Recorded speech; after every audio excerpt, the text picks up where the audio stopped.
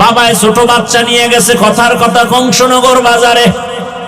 ফলের দোকানে গিয়ে কয়, ভাই আপেল, কমলা, লিচু নিব, বেদানা নিব। এমনি বাচ্চা মানুষ তো, ও ফট করে একটা ধরো একটা আঙ্গুর ধৈর্য মুখে দিয়ে ফেলাইছে। এখন সম্মানিত বাবার তো মাথা খারাপ হয়ে গেছে, ইজ্জতে লাগছে।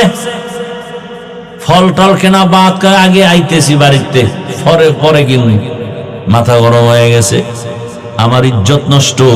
বাসায় গিয়ে কয় বউরে, এই তুমি কোনোদিন কি অন্যের ঘরের কোন জিনিস না জিগায় খাইছো? বউ কয় না, কয় হ্যাঁ খাইছো। নাইলে আমি খাইছি, নাইলে আমার বাচ্চা এরকম হবে কেন? কিন্তু বিবি বোঝো, আমি জীবনে কোনোদিন কারো জিনিস না জিজ্ঞাসা করে ধরি নাই।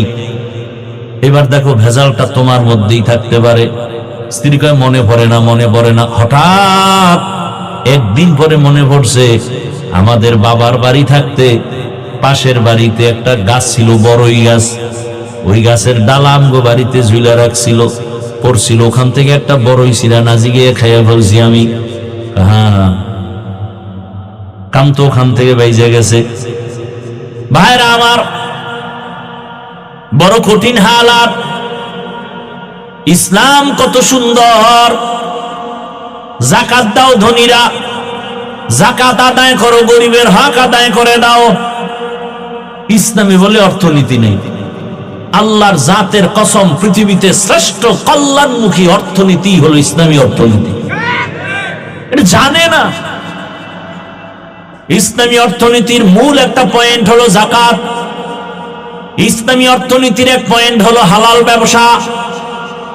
ইসলামী অর্থনীতির এক পয়েন্ট হলো মানুষের কর্জে হাসানা দাও।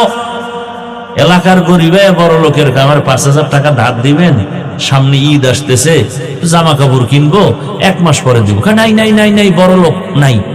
কানে কানে কয় সুদে দিবেন। কয় লাখ নিবি? আছে না নেই?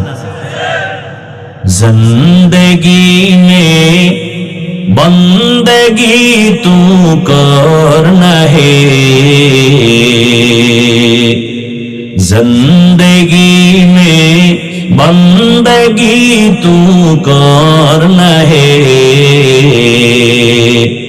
जिंदगी पे बंदगी शर्मिंदा है, जिंदगी पे बंदगी शर्मिंदा है।